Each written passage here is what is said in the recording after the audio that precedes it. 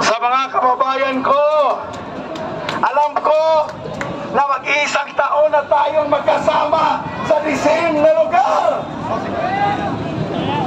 Pero nakikita ko sa mga mukha nyo, wala pa rin kapaguran dahil mahal natin ang Pilipinas. Nakikita ko mga vlogger, walang kapaguran, umitim na tulad ko. Lalo na sa amin, galing kami sa Mindanao. Mga I care, galing sa Davao at buong Pilipinas. Nawalan man ako ng boses, pero gusto kong ipakita sa inyo na andito ako hanggang si Marcos ay hindi bababa sa pwesto. Marcos resign! Marcos resign! Marcos resign! Marcos resign! Ang ulan ay hindi kayang magpastop sa atin dahil marami pang darating na mga kasamahan natin. Aabot tayo ngayon ng 5,000 to 10,000.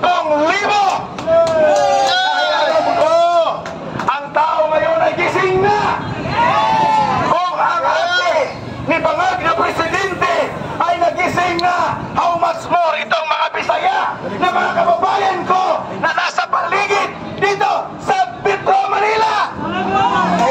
Kailangan ko inyong presensya dito. Isipin nyo, kami galing pa sa Mindanao, sa probinsya ng Sarangani, sa munisipyo ng Klan. Ako ang pinakamalayo kung sumatatalin sa lahat ng tao dito. Harap ko na ang Indonesia, pero hindi yun rason na hindi ako makasama nyo in every rally ever since last year. Hindi rin rason na ang ticket sa aeroplano ay mahal. Mas mahal pa ang ticket papuntang Jinsan kaysa papuntang Hong Kong. Kaya sa mga nakakikinig na nakasama ko nito sa YouTube, Facebook, sa lahat ng mga solid DDS ng mga vlogger, nakasama ko mula Mindanao, pumunta ng Visayas, kaya kasama na naman kayo dito sa IDSA. Ako ay andito para i-represent ang aking mga kababayan sa Mindanao. Walang uwian na to. Isipin nyo, sa tingin nila, kunti lang tayo dahil hindi tayo tumatanggap ng pera. Lahat dito walang bayaran. Kahit ulan, andito. Hindi kami bayad. Hindi tayo bayad. Hindi kami bayad. Hindi kami bayad. Hindi kami bayad. Hindi kami bayad. So, kami. Alam nyo, kami. May malaking mangyayari ngayong araw na to. So, kahapon, nagsalita si Madam Amy.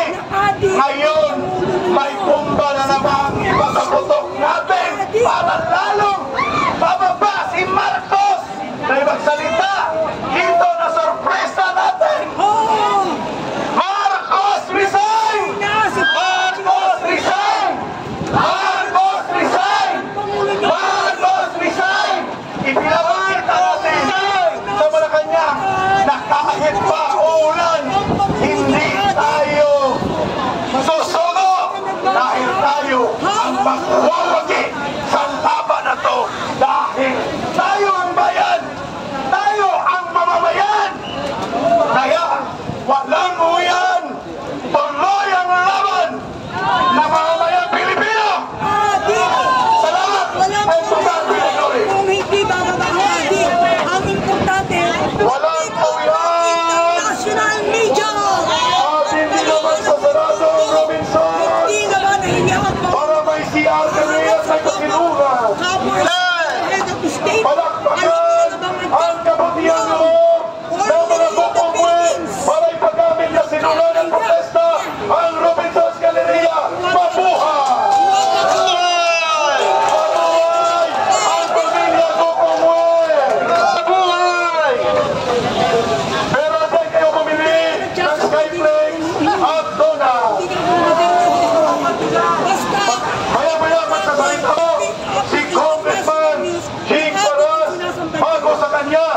ang boses muna ng tagapagtanggol ng kalikasan.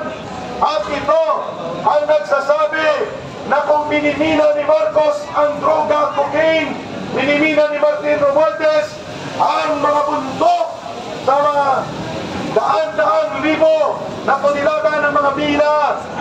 Ito naman ay ipakikita niya kung bakit ang gobyerno ni Marcos ang dahilan sa pagkalunod sa baha at pagkawasan ng ating kalikasan.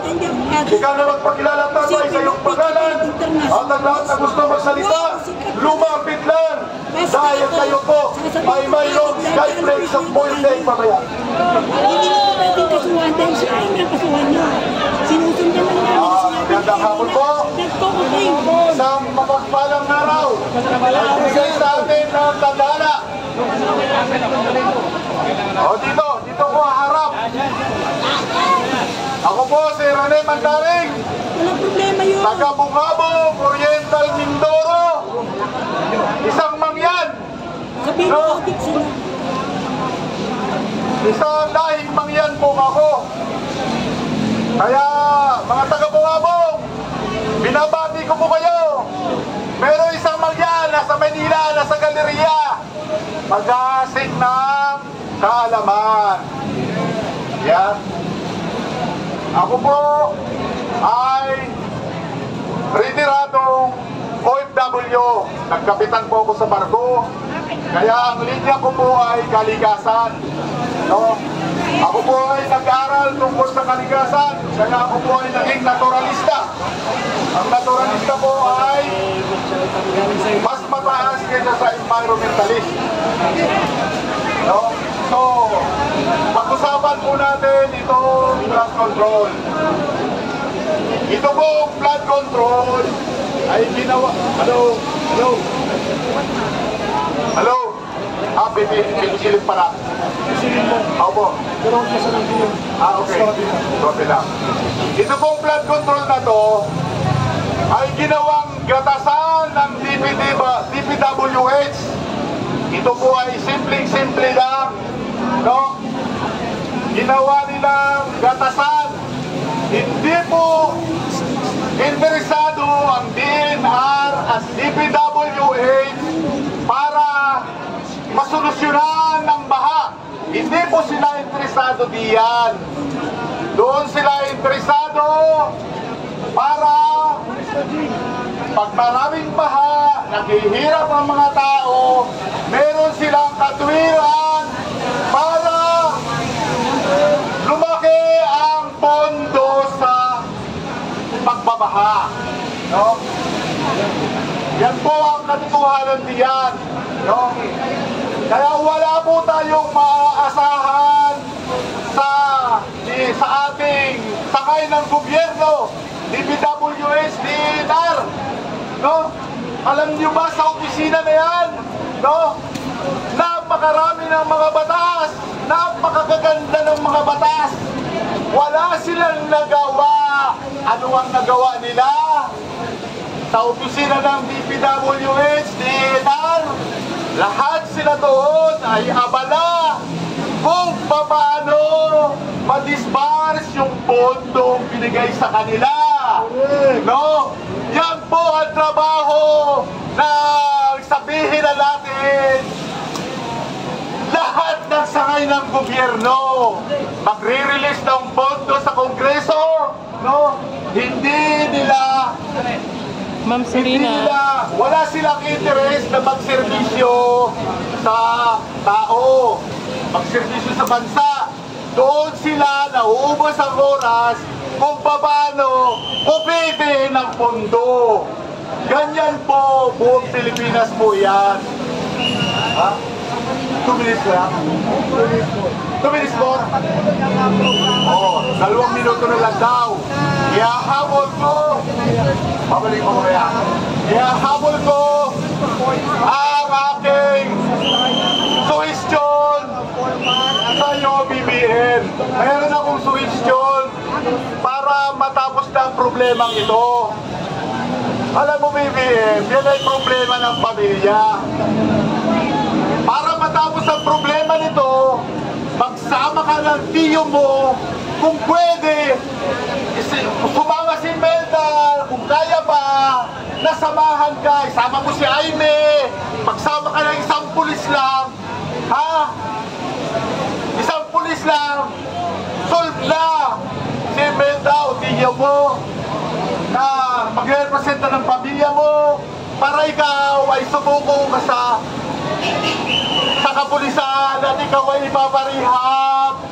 No, ganun lang kasimple. Ang panawagan pala, sumuko ka na, Marcos! Yun, sumuko ka na! Kung hindi, simple lang ka ng taong bayan! Kung hindi mo gagawin ito, makakaligtas ka sa kaso.